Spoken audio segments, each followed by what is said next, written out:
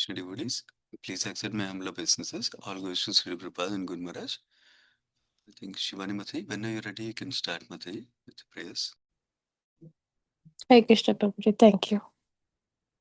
Hare Krishna, dear devotees, please accept my humble obeisances. All glories to Srila Prabhupada and Guru Maharaj.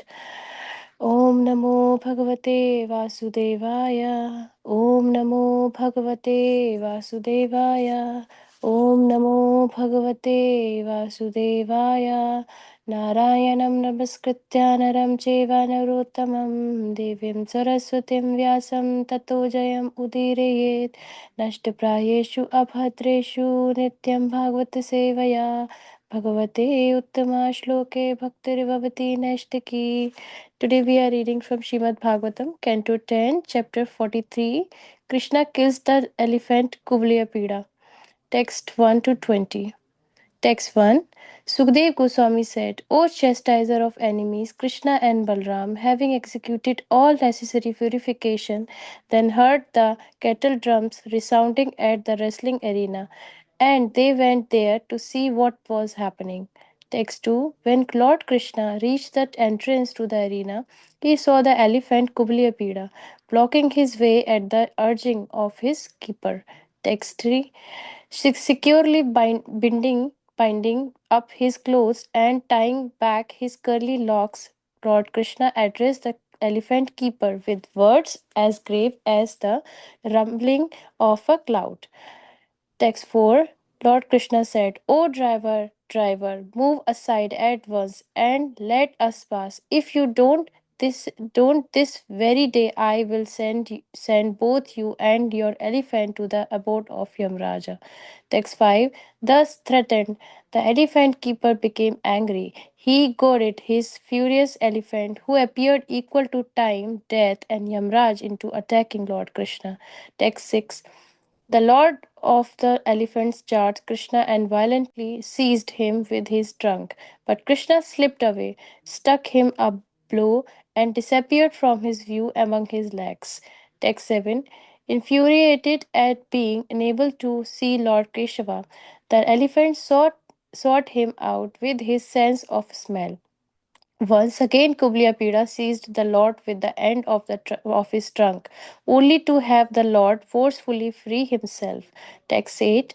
Lord Krishna then grabbed the powerful Kublya by the tail and playfully dragged him 25 bow lengths as easily as Garuda might drag a snake.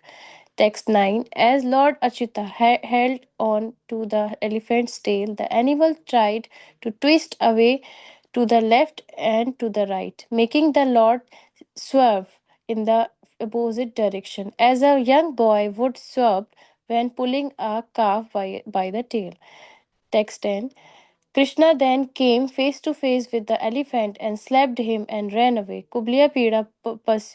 Pursued the uh, Lord, managing to touch him again and again with each step, but Krishna outmaneuvered the elephant and he made him trip and fall. Text 11. As Krishna dogged uh, about, he playfully fell on the ground and quickly got up again. The ragging elephant, thinking Krishna was down, tried to gore him with his tusks and but struck the earth instead. Text 12. His prowess foiled the lordly elephant. Kublya went into frenzied rage or out of frustration, but the elephant keepers goaded him on and he furiously charged Krishna once again. Text 13. The Supreme Lord, killer of the demon Madhu, confronted the elephant as he attacked. Seizing his trunk with one hand, Krishna threw him to the ground. Text 14. Lord Hari then climbed onto the elephant with the ease of mighty lion, pulled out of tusk, and with it killed the beasts and his keepers. Text 15. Leaving the dead elephant aside, Lord Krishna held on to the tusk and entered the wrestling arena. With the tusk resting on his shoulders, drops to the elephant's blood and sweat sprinkled all over him, and his lotus face covered with fine drops of his own perspiration. The Lord shone with great beauty. Text 16. My dear king, Lord Baldeva and Lord Janardana, each carrying one of the elephant tusks and his chosen weapon, entered the arena with several cowherd boys. Text 17. The various groups of people in the arena regarded Krishna in different ways when he entered it with his elder brother. The wrestlers saw Krishna as a lightning bolt, the man of Mathura as the best of maids, the woman as Cupid in person, the cowherd men as their relative, the impious rulers as the chastisers, his parents as their child, the king of the Bhojas as death, the unintelligent as the supreme lord's universal form, the yogis as the absolute truth, and the Vrishnis as their supreme worshipable deity. Text 18. When Kamsa saw that Kubliya Pida was dead and the two brothers were invincible, he was overwhelmed with anxiety, O king. Text 19. Arrayed with variegated ornaments, garlands, and garments, just like a pair of excellently costumed actors, the two mighty armed lords shone splendidly in the arena. Indeed, they overpowered the minds of all onlookers with their effulgences. Text 20. O king, as the citizens of the city and the people from outlying district gazed upon those two supreme personalities from their seats in the galleries. The force of the people's happiness caused their eyes to the open wide and their face to blossom. They drank in the vision of the Lord's faces without becoming satiated. Thank you so much, Prabhuji. Hare Krishna. Thank you so much, Shivani Matai. Hare Krishna, dear Chaitanya Chandra Prabhuji. Please accept my humble obeisances. All goes to Sri Prabhupada and Guru Maharaj. Now, whenever you are ready, you can start, Prabhuji. Thank you. Hare Krishna. Dear devotees, thank you for joining today. Thank you, Shivani Mataji, for reading the wonderful translations. Thank you, Sundar Prabhu, for giving me this opportunity. I'll start by offering my prayers. Om Agyantimirandasya Jnananjana Shalakaya Chakshurun Militam Yena Tasmai Shri Guruve Namaha नमो विष्णुपदाय कृष्णपृष्ठाय भूतले श्रीमते भक्तिवेदान्तस्वामी इति नामिने नमस्ते सरस्वते देवे गौरवाणी प्रचारिणे निर्विशेष शून्यवादी पाश्चात्यदेशतारिणे जय श्री कृष्ण चैतन्य प्रभु नित्यानंद श्री अद्वैत गदाधर श्रीवास आदि गौर भक्तवृंद हरे कृष्णा कृष्ण कृष्णा हरे हरे हरे राम राम राम हरे हरे मुखं करोति वाचालं पङ्गुं लङ्घयते गिरिं यत्कृपातमहं वन्दे श्रीगुरुदीन् तारणं परमानन्दमाधवं Sri Chaitanya ईश्वरम् Dear devotees, we are continuing this wonderful Leela of Sri Lord Krishna in Mathura. So, in the previous few discussions, we had seen how he had broken the sacrificial bow, and along with Balramji, our dear Krishna and Balram, they defeated a portion of Kansa's army that had become agitated with that particular event. So now they are going to finally enter the wrestling arena to give death award punishment to Kansa. So that's where this story starts.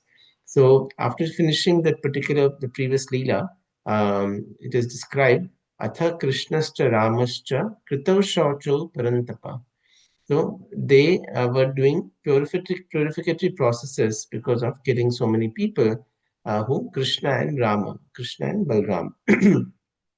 It is said, Sridhar Swami describes that they were thinking in this particular way, Lord Krishna and Balram, that even after we have done so many heroic activities, the Kansa, he still does not believe that we are God. He still does not understand our prowess. And he still is troubling our parents.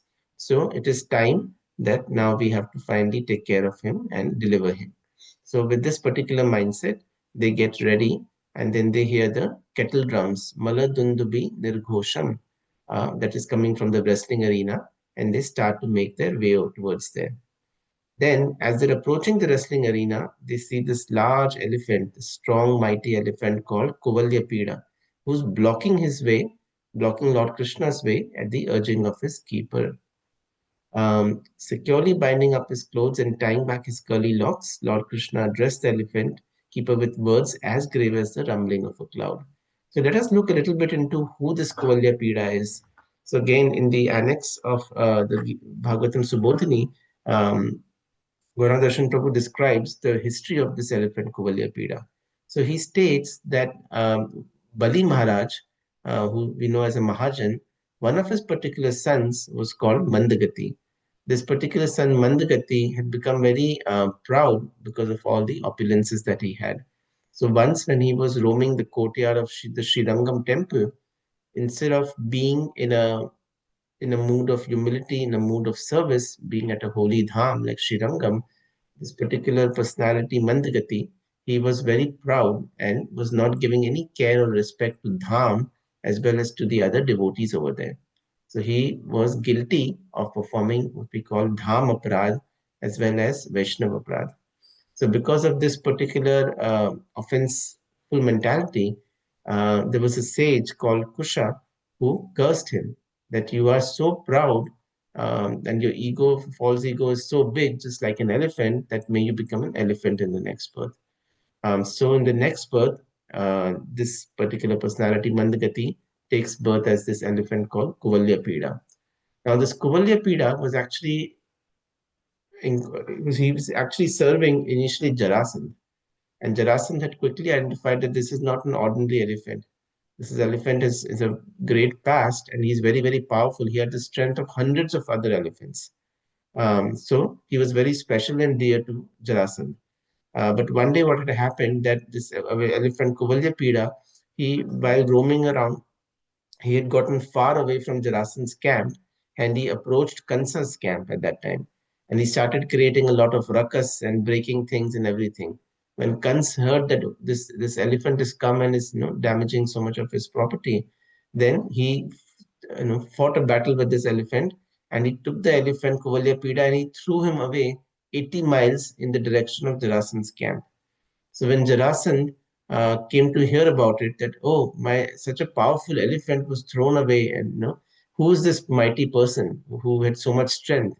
So he came and met Kansa at that time, and he offered, being so amazed by Kansa's prowess and his strength, that he offered two of his daughters in marriage to Kansa. So that is how Kansa acquired this Kuvalya Pida as his elephant servant. So now we know this history of this elephant Kuvalya Pida. So when Lord Krishna saw him, he immediately recognized his intention of the elephant keeper as well as the elephant was to prevent Krishna and Balram from entering the wrestling arena, and to then they were going to charge him. So Krishna knew that it is time for me to first deliver this elephant and the elephant keeper, and then I will deliver Kansa. So when he's getting ready, now Lord Krishna is getting ready in a fighting posture. So he's securely tying up his clothes. He wraps up his dhoti. He ties the waistcloth around his waist, and he's tying the back of his hair in the back. And again, we read in the Bhagavatam Subodhini, it is described that why did Lord Krishna remove the covering of hair from his face? It is beautifully described that Lord Krishna wanted to ensure that when he kills these demoniac personalities, the elephant Kuvalya Pida and the elephant keeper, that they are able to take full darshan of his beautiful moon-like face. Because he says in Bhagavad Gita, Antakale cha mam eva smaran muktva kalevaram. Yah pranayati samadbhavam yati nashti atra samshaya. So he wanted them to have full darshan of his face.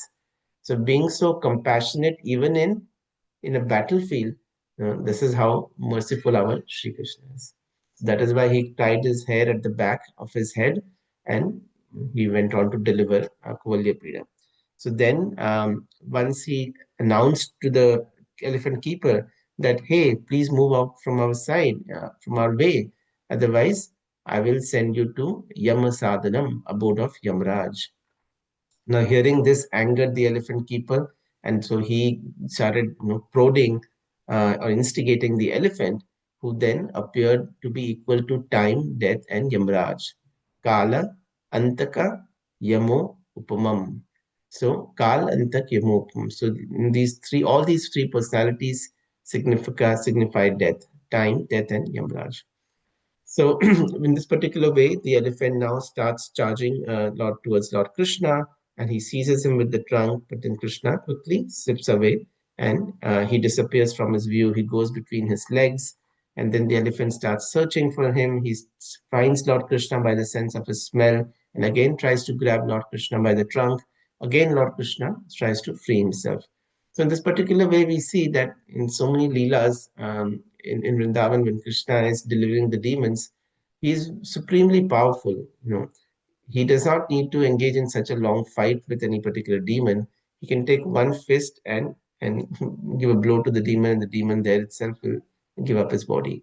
But Lord Krishna wants to enjoy the sporting pastime. We also see in the appearance of Sri Nrsingadev how when he's undergoing a battle with Hiranyakashipu, it is described how wonderfully he's playing with Hiranyakashipu first, sometimes making him think, oh, see, you can actually defeat me, you can actually get. But in this particular way, this is the rasa that Sri Krishna, our dear Sri Krishna, is enjoying with this elephant Kuvalya. Then our Bhagwan Sri Krishna, he's grabbing the powerful Kuvalya Pida by the tail and he dragged him 25 bow lengths as easily as Garud might drag a snake. Then when he was dragging the elephant was trying to shake Lord Krishna away and moving its tail and swerving here to there, just as a young boy would swerve when pulling a calf by the tail. So we read, or at least I've heard about this in Vraja, that when Lord Krishna and Balram and the other Gopasakhas were younger, smaller, they used to have this sporting game where they used to hold the tail of the calves and they used to instigate the calves, and the calves used to run, and the Gopas and Krishna and Balram would be dragged behind the calves with their tail, and they would have fun with that. And with that, they would be covered with the Vraja Raj, the dust of Vrindavan would cover them as they are being dragged along. So in that particular way, Lord Krishna was reminiscing that, and as Kuvalya Pida was dragging him. In text 10, it says that, again, then Lord Krishna came face to face with the elephant and he slapped him and ran away. So in this particular way, the battle continued. Um, Now, as Lord Krishna was finally trying to sort of dodge him, the elephant tried to gore him, use his tusks to hurt Bhagwan. But instead, his tusks got stuck in the earth, and Lord then basically got on top of this elephant, and Lord is addressed here as Madhusudana because he was also the deliverer of Madhu. Now it is being announced that he is going to deliver this envious elephant, Kuvalyapeda. And then he seized his trunk, put the elephant on the ground, got on the elephant, and pulled out a tusk.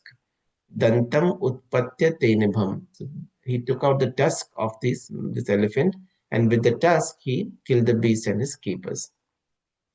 And then Lord Krishna, taking the tusk in hand, with some of the drops of the elephant's blood, sweat sprinkled all over him. In this particular way, he's going to enter the wrestling arena. So one may think that beauty may look when you have good physical external appearance, but beauty lies in the eyes of the beholder. We see in the Mahabharata the description that Bhishma Pitama gives of Lord Krishna, and he says that this is the most fulfillment of my life when I see you when he is attacking Arjuna and making Lord Krishna break his own promise to protect his own devotee. And when Lord Krishna is, perspiring, his hair is all here and there, just because he wants to protect his devotee Arjuna, and just because he's also going to break his promise. Bhishma Pitama then surrenders unto him and glorifies this amazing form of Lord Krishna, in which he is in having such a sporting look, with his hair like this, perspiring and all. Similarly, Lord Krishna entered the arena of the wrestling match. He didn't enter in like royal garments with a crown, but he entered like a sportsman, a sports person with sweat, with hair everywhere, with blood of the elephant, just to show that how he was going to enjoy this wonderful Veera Rasna.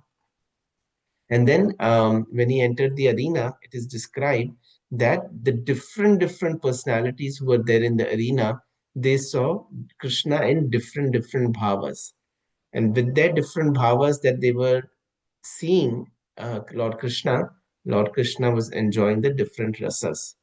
Even those particular individuals who are participating in the rasa, in the purport to this, it is described by His Divine Grace Srila Bhaktisiddhanta Saraswati Maharaj about what is rasa. What does rasa mean? It is stated that which is beyond imagination, something that we can't even imagine, we can't even contemplate of how wonderful it is. It is also heavy with wonder, with amazement, you know, and it is relished in the heart, shining with goodness. Such a experience is known as rasa. So that which is beyond imagination, that which is heavy with wonder, and which is relished in the heart, shining with goodness, according to His Divine Grace Bhaktisiddhanta Saraswati Maharaj, that is what is understood as rasa. And in Sri Rupa Goswami also describes, it's mentioned in the purport, that there are five main rasas we talk about: Shant, Dasya, Sakhya, Vatsalya, Madhurya. But there are 12 other secondary rasas seven other secondary rasas for a total of 12, which are amazement, humor, chivalry, compassion, fury, fear, and dread. So now let's look at the different personalities and what rasas they were in when they were seeing Lord Krishna who was entering the battlefield. The first person described are the wrestlers who saw Krishna as a lightning bolt. So they were looking at Krishna as somebody who's going to have a sporting match with them, the other wrestlers. So they were experiencing the Veera Rasa. Lord Krishna was exhibiting the Veera Rasa because he wanted to enjoy the sporting match with them. The men of Mathura, who were non-envious, they were they looked upon Krishna as the best of males. So they were enjoying what is called the Vismita Rasa, Vismay Rasa. They were amazed by seeing this wonderful personality of whom they have heard so many wonderful leelas before. And now finally they're able to see them, Krishna and Balram, entering this battlefield with elephant tusk in hand, the elephant that was feared in the whole of Mathura. And they are so amazed seeing these wonderful personalities, Bhagwan, and they are in Vismay Rasa.